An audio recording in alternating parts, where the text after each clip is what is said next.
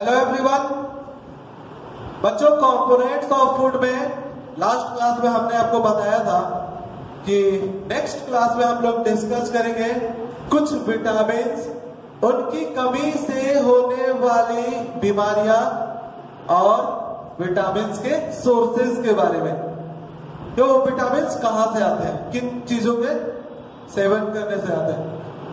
चलिए एक एक करके सारे विटामिन्स की बात करेंगे बच्चों। सबसे पहले हम लोग देखें विटामिन ए।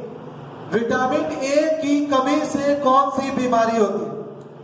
विटामिन ए की कमी से बच्चों देखा जाए तो poor vision in deep light, मतलब कि जहां कम लाइट होता है तो वहां देखने की क्षमता कम हो जाती है, दृष्टि जो होती है वो कमजोर हो जाती है। नाइट में विजन करना और भी ज्यादा मुश्किल हो जाता है। So it is also known as night vision के नाम से भी वो बीमारी जो है वो जाना जाता है, नाइट ब्लाइंडनेस के नाम से जाना जाता है बच्चों। तो विटामिन ए की कमी से कौन सी बीमारी होती है, नाइट ब्लाइंडनेस या फिर poor vision in deep light. Vitamin A के सोर्सेज, विटामिन ए कहां से प्राप्त होते हैं। तो vitamin A milk, butter, eggs, liver, carrots और लीफी वेजिटेबल्स खाने से बच्चों इनमें भरपूर मात्रा में विटामिन ए पाया जाता है। स्पेशली कैरोट्स में विटामिन ए बहुत ही ज्यादा रिच होते हैं।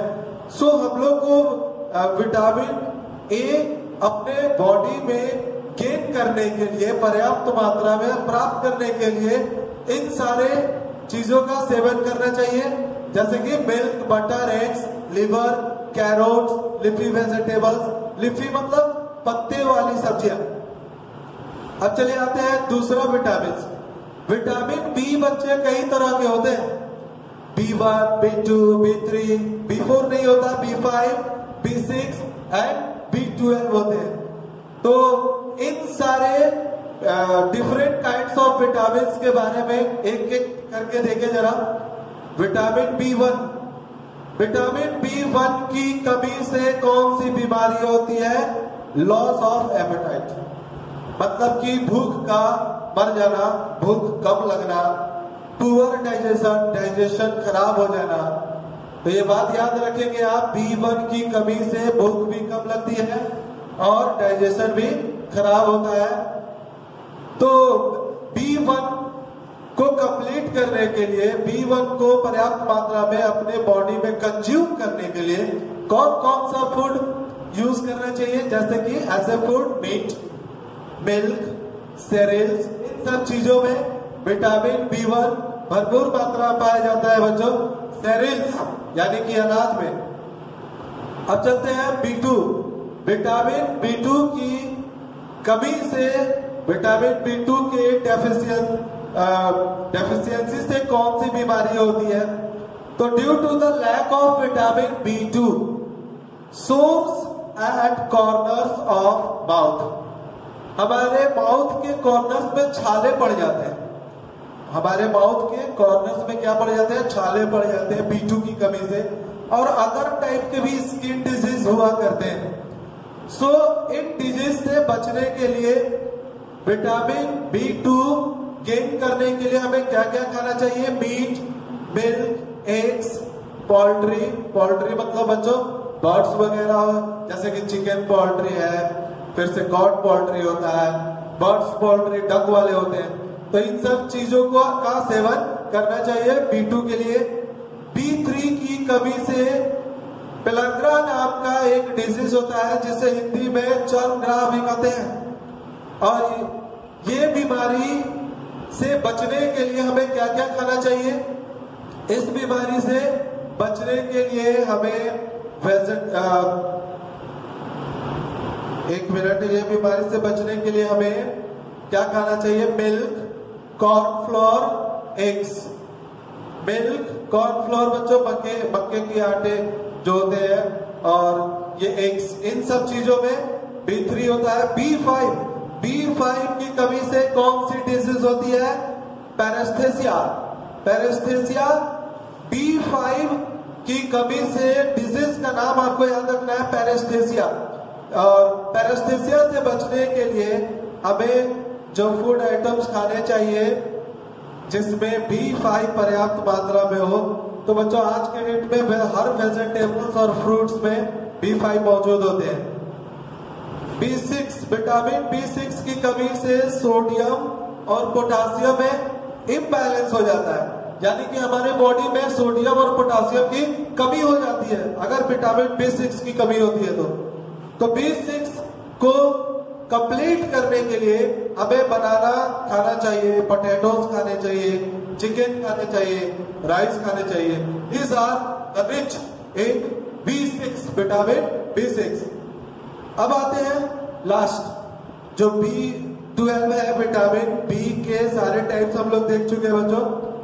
विटामिन B12 की कमी से एनीमिया होती है और एनीमिया मतलब कि ब्लड की कमी होती है।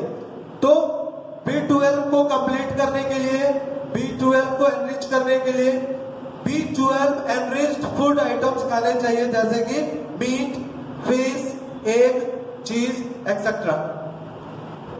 अब हम लोग देखें बच्चों, विटामिन सी की कमी से कौन सी बीमारी होती है? विटामिन सी की डेफिशिएंसी से, कमी से स्कर्वी नाम का बीमारी होता है। स्कर्वी में गम्स से जो होते हैं वो ब्लीडिंग होने लगते हैं, हमारे गम से ब्लड जो है वो निकलने लगते हैं, तो उस बीमारी को हम लोग स्कर्वी भी कहते हैं। तो विटामिन सी से क्या होता है? Bleeding gums, that disease also known as scurvy. तो इस बीमारी से बचने के लिए क्या करना चाहिए? विटामिन सी से भरपूर फूड का यूज करना चाहिए, हमें खाने चाहिए। तो ऐसे कौन से सोर्सेस हैं जहां से विटामिन सी प्राप्त होते हैं? जितने भी कच्चे फ्रूट्स होते हैं बच्चों, raw fruits, specially citrus fruits, जो खट्टे रसीले फल होते हैं, साइट्रस फ्रूट्स, उनमें विटामिन सी काफी भरपूर होता है, जैसे संतरा हो गया, नींबू हो गया, मौसमी हो गया।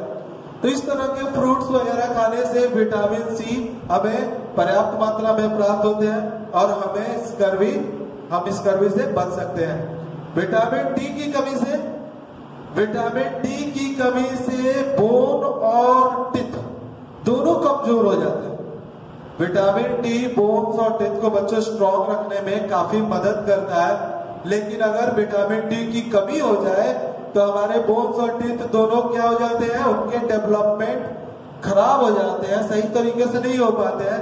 तो इस तरीके से एक बीमारी होती है विटामिन डी की कमी से, जिसे हम लोग रिकेट्स कहते हैं। बोन्स जो होते हैं वो काफी वीक हो जाते हैं। तो विटामिन डी किन किन चीजों में पाया जाता है? विटामिन डी के सोर्सेस क्या है? फिश के लिवर ऑयल है, ये विटामिन डी का एकदम रिचेस्ट सोर्स है बच्चों। फिश के लिवर ऑयल में विटामिन डी भरपूर मात्रा में पाया जाता है। सन से आने वाले लाइट में भी विटामिन डी पाया जाता है और मिल्क में भी विटामिन डी होता है। अब हम लोग देखें विटामिन ई। विटामिन ई की कमी से एक डिजीज होती है इनफर्टिलिटी, रिप्रोडक्टिव प्रॉब्लम्स। इस रिप्रोडक्टिव प्रॉब्लम से हमें बचने के लिए क्या खाना चाहिए?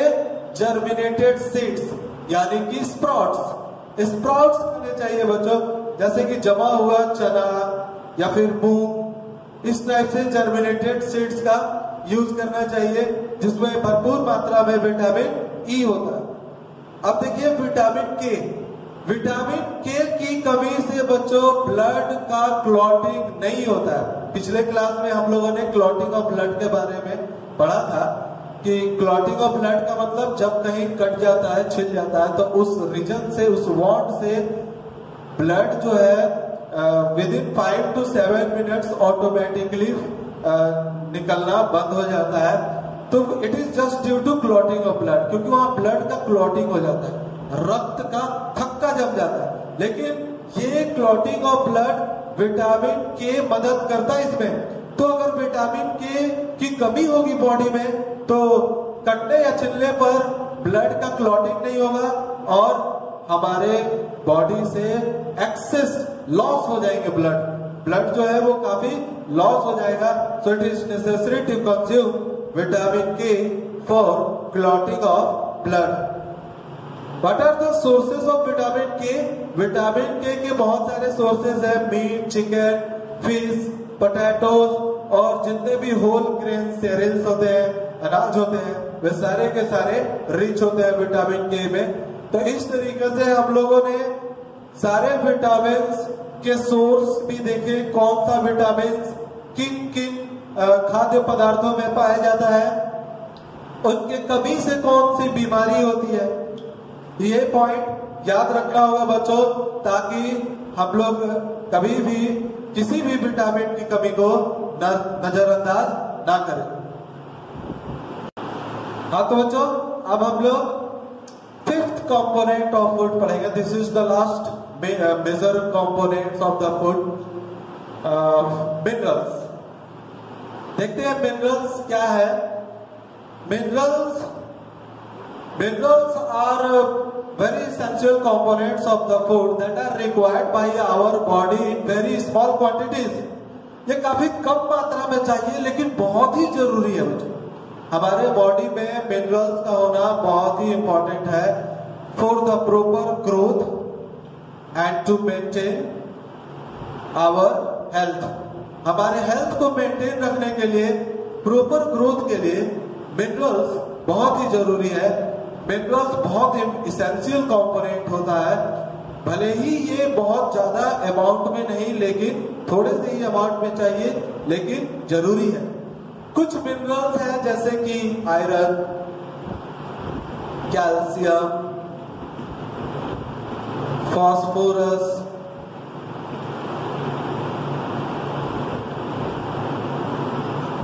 Magnesium,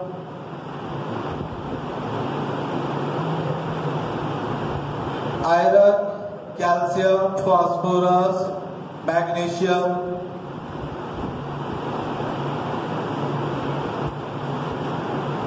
sodium, potassium,